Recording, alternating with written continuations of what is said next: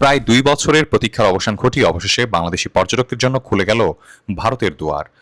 ২০২৪ সালের ৫ আগস্টের রাজনৈতিক পট পরিবর্তন ও নিরাপত্তাজনিত কারণে বন্ধ থাকার পর আবারও শুরু হয়েছে ভারতীয় ট্যুরিস্ট ভিসার আবেদন গ্রহণ।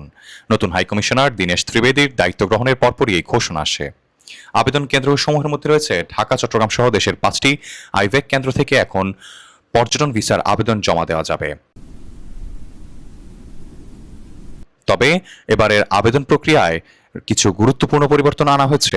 আবেদনের নতুন নিয়মাবলীর মধ্যে রয়েছে অনলাইন অ্যাপয়েন্টমেন্ট। এখন থেকে আইভেক সেন্টারে যাওয়ার অন্তত একদিন আগে অনলাইনে অ্যাপয়েন্টমেন্ট স্লট বুক করতে হবে। প্রতিদিন দুপুর ২টা থেকে বিকাল ৪টা ৩০-এর মধ্যে নির্ধারিত পোর্টালে আবেদনপত্রের পিডিএফ ফাইল আপলোড করতে হবে। ভেরিফিকেশন, ইমেইল ও মোবাইলে আসা ওটিপি দিয়ে সাইন আপ প্রক্রিয়া সম্পন্ন করতে হবে।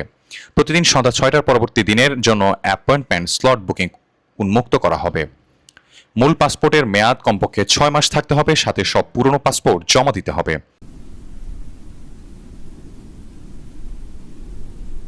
2x2 ইঞ্চি রঙিন ল্যাব প্রিন্ট ছবি, জাতীয় পরিচয়পত্র অথবা জন্ম সনদের কপি, ইউটিলিটি বিলের কপি, পেশাদার প্রমাণপত্র, আর্থিক সক্ষমতার প্রমাণ হিসেবে ভিসা আবেদনের জন্য $১৫০ এন্ডোর্সমেন্ট অথবা হালনাগাদ ব্যাংক স্টেটমেন্ট প্রয়োজন হবে।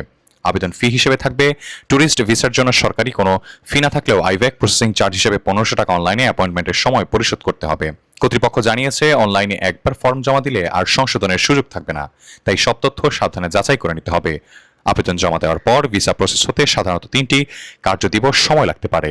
নতুন এই নিয়মের মাধ্যমে ভ্রমণ পিপাসু বাংলাদেশিদের জন্য ভারত ভ্রমণ আরও সহজ ও সুশৃঙ্খল হবে বলে আশা করা হচ্ছে। সাইফুল ইসলাম, ডেস্ক রিপোর্ট, দেশ বুলেটিন।